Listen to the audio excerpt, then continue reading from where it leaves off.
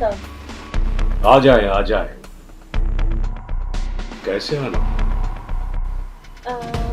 बस दिल चाहा आपसे मिलने का तो आ गए। बैठे। थैंक यू खान साहब। हाँ बताएं, किस सिलसिले में आई हैं आप? खान साहब, आपको तो पता ही है कि मार्केट में जितना भी काला धन है उसके कितने हिस्से होंगे, और मैं चाहती हूँ मुझे मेरा हिस्सा भी मिले और मेरे साथियों का भी। देखिए ना, बात तो सच है कि लोग आपकी जान के दुश्मन बने और आप अपनी जिद नहीं छोड़े। आप क्या चाहती है? क्या मैं ये मुल्क चोरों लुटेरों के हवाले कर दूं? मैं इन सब लोगों को सबक सिखा सकता हूँ।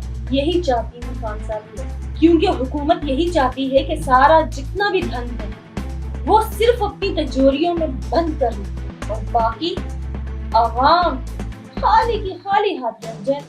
तो क्यों ना हम आपस में एक हो जाए। Shut up. हम अपनी शान और आन पर आंच नहीं आते। खान साहब, आपने मुझे क्या समझा कि मैं आपकी परवाह करूं, आपकी बात मानूं? ऐसा कभी नहीं हो सकता। इसका मतलब है कि मैं ना समझूं। आप कुछ भी समझें, मैं तो हक का साथ देता हूं और देता रहूंगा। किस दौर में रह रहे हैं खान साहब, किस दौर में रह रहे हैं आप? खुदारा हमें इस करप्शन पर मजबूर न करे, खुदा के वास्ते। मुझे करप्शन करने पर मजबूर मत करो।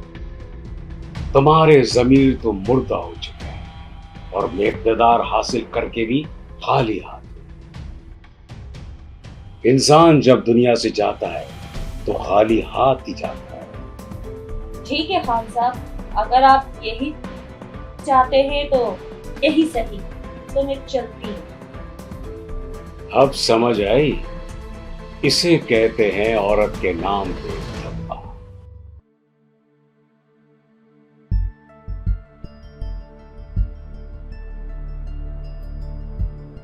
अस्सलाम वालेकुम।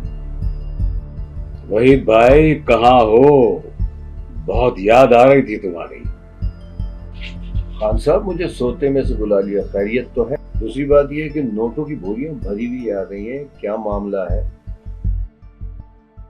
साजिश हो रही है हमारे खिलाफ, तुम्हें पता नहीं है? हमारी परसेंटेज को भी खतरा है। परसेंटेज भी तो आपने ही तय किया था ना, जिसकी वजह से ये सब मामलात हो रहे हैं। देखिए वही साहब, हमारे मुल्क के जितने ये बड़े हैं ना, इनको भी इस पर सोचना चाहिए, गौर करना चाहिए। शराब का भी नशा है और पैसों का भी, उतर जाएगा। मेरे से राब्ते में रहना, क्योंकि बहुत बड़ी साजिश है, सबसे निमट है। बस आप मेरा साथ। फिक्र ना करें, अल्लाह हाफिज़। अपना ख्याल रखना, इन पर भरोसा मत करना।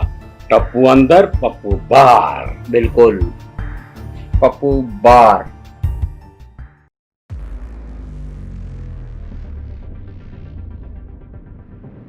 खान साहब, मैंने एक प्रपोजल आपके सामने पहले भी रखा था।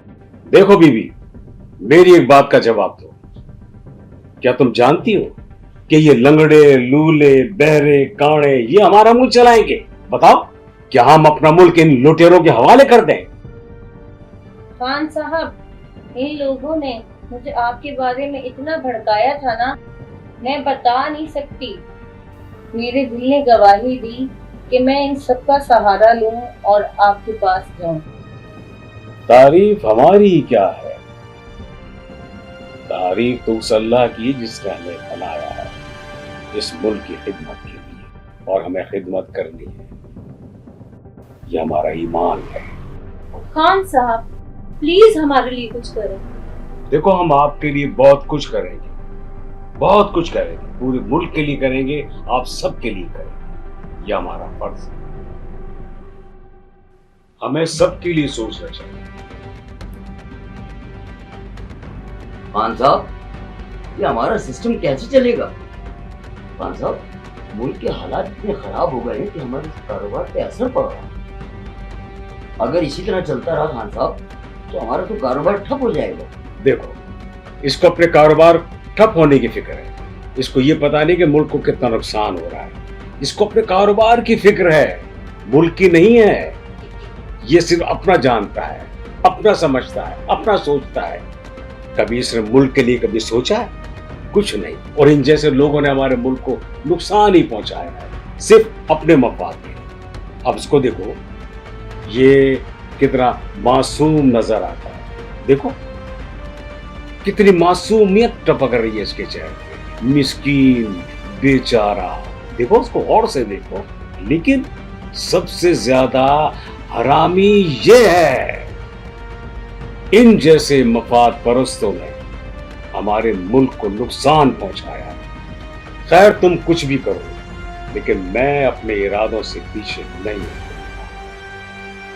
خان صاحب مجھے لگتا ہے آپ ایسے نہیں مانیں گے.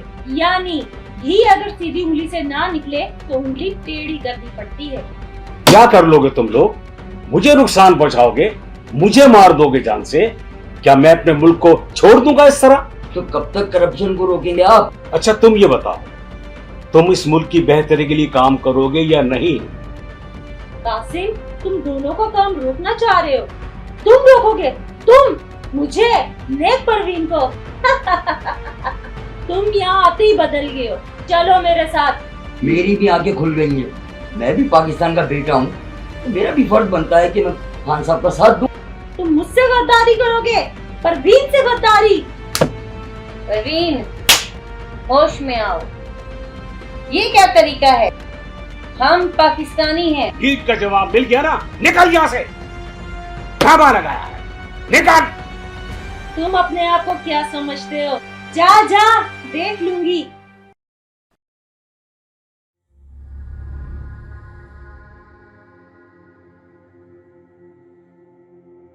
جی بٹی. السلام علیکم خان بھائی. وعلیکم السلام. خان بھائی آپ کو تو پتا ہے کہ میں آپ کے پاس کس کام سے آیا. تمہارا مطلب کیا ہے؟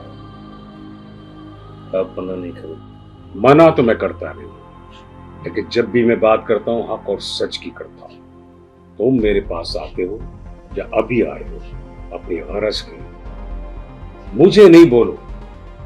میں سب جانتا ہوں, تم صرف اپنی بات. اب تو بتا, تو مجھے کیا سمجھانا چاہتا ہے؟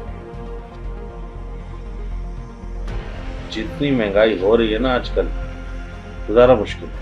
جب ملک میں چھوٹے بڑے سب کرپشن کریں گے تو مہنگائی تو ہوگی مہنگائی. کون روک سکتا ہے اس کو؟ چلتا ہوں میں ان جگہ مال پہنچا. ہاں جاؤ کام کرو, لیکن کچھ نیک کام بھی کرو, برائی سے بچو. یہ ہمارے لیے ہے. بڑی ایک بات سنا, کام اچھے کرو. برے کام کرو گے نا تو بچو گے نہیں, کیونکہ حالات خراب ہوتے دیر نہیں لگتی. تو برا وقت آتا ہے اور ضرور آتا ہے, کہہ کر نہیں آتا ہے. سمجھے؟ ابھی تو یہ بات سمجھتے نہیں, لیکن جب برا وقت آتا ہے نا پھر سمجھ آئے.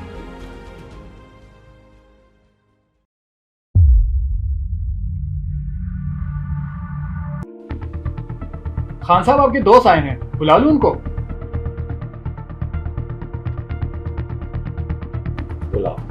بلا لوں؟ آ جاؤ آ جاؤ آ جاؤ.